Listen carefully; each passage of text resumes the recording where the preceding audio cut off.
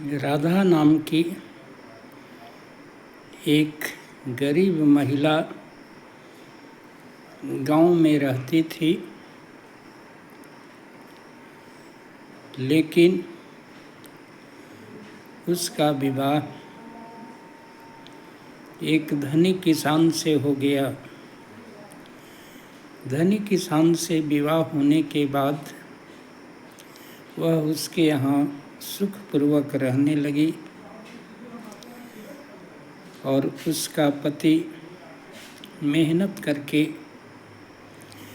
अच्छी तरह घर को चलाता था। इस प्रकार से दोनों सुखपूर्वक रहने लगे। एक बार उसके पति को खेत में जाते समय एक विषधर नाग ने डस लिया और वह विधवा हो गई, लेकिन गर्भवती थी। और भगवत कृपा से पुत्र हुआ, लेकिन पुत्र मंद बुद्धि का हुआ। उसके पास काफ़ी जमीन थे, बागीचा था,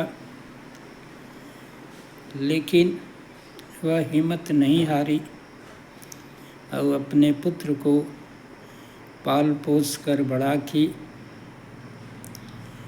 लेकिन उसी गांव में एक दुष्ट ठाकुर रहता था, जो जानता था कि उसका पुत्र भोला बहुत ही सुस्त दिमाग का है। इसलिए वह चाहता था कि इसका विवाह अगर न हो तो बुढ़िया के मरने के बाद सारी जमीन जायदाद मैं हड़प लूँगा। और गांव में वह छज्जू नाम का उसका एक चमचा था, उसके साथ मिल करके वह कुचक्र रचा करता था। इस प्रकार से गांव वाले उस ठाकुर और छज्जू से परेशान रहते थे। इधर राधा का पुत्र जब बड़ा हो गया तो चिंता में पड़ गई कि यदि मैं इसका विवाह न करूं तो हमारे धन को ठाकुर हड़प लेगा। इसलिए उसे याद आया कि मैं चतुर नाई जब बचपन में उसके माता पिता मर गए थे तो मैं ही उसको पालन पोषण किया था। इसलिए उससे मिल कर के वह शादी विवाह कराने में माहिर है और कैसा भी लड़का हो उसका शादी वह करा देता है। उस चतुर नाई को खबर भेज करके बुलाती है और कहती है कि तुम तो मुझे भूल ही गया, मैंने तुझे बचपन में पाला पोसा, माँ की तरह प्यार दिया। अब मैं बूढ़ी हो गई, यह मेरा बेटा सूरज है जो मंद बुद्धि का है। अगर इसका विवाह नहीं कराओगे तो ठाकुर का कुदृष्टि हमारे घर बागीचा जमीन पर लगा हुआ है। उस राधा का एहसान बचपन में चतुर को सचमुच जो है बेटे की तरह पाली पोसी थी। इसलिए कहा कि मैं गरीब हूँ, इसी गरीबी के चलते काम करते करते मुझे फुर्सत नहीं मिलती तुम्हारी ओर देखने का, लेकिन मुझे सब याद है, इसलिए तुम चिंता मत करो। लेकिन सूरज का विवाह कराना इतना आसान काम नहीं है, क्योंकि सूरज बहुत ही मंद बुद्धि का है। कहा कि जैसे भी हो तुम इसका विवाह करा दो, मैं तुझे खुश कर दूंगी।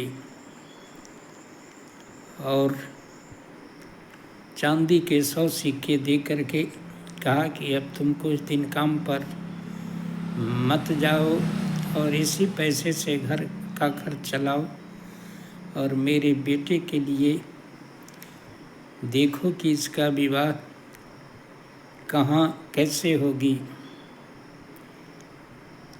वह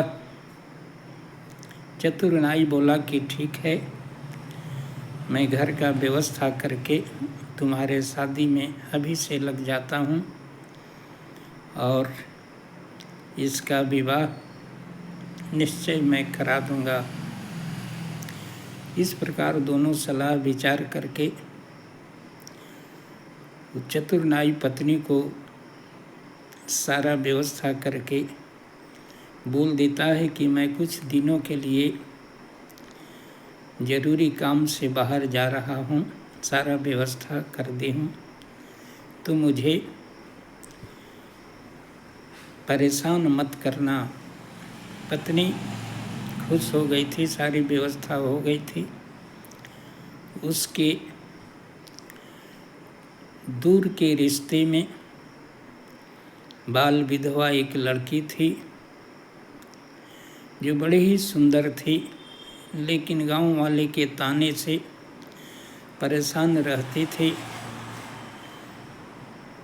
उसके माता पिता भी बूढ़े हो गए थे, सोचे कि हम लोग न रहेंगे तो इसका देख रेख कौन करेगा, इसलिए वे भी चाह रहे थे कि कोई लड़का मिले तो विवाह कर दूं। और चतुर नाई जा कर के सारी बात उन लोग को कहता है और कहता है कि इसे गुप्त रीति से मंदिर में मैं शादी करा दूंगा। इधर राधा को भी समझा देता है कि तुम्हारा लड़का सुस्त दिमाग का है, ठाकुर को धूमधाम से शादी करोगी, पता चलेगा तो फिर शादी काट देगा, शादी नहीं होगी। इस तरह एक ब्राह्मण को सेट करता है और दोनों परिवार को सेट करके रात के सभी जब सो जाते हैं तो उन दोनों का विवाह एक मंदिर में करा दिया जाता है और सूरज का विवाह हो जाता है। राधा अपने बहू को देख कर के बहुत खुश होती है और उसका जीवन जो है घर बस जाता है।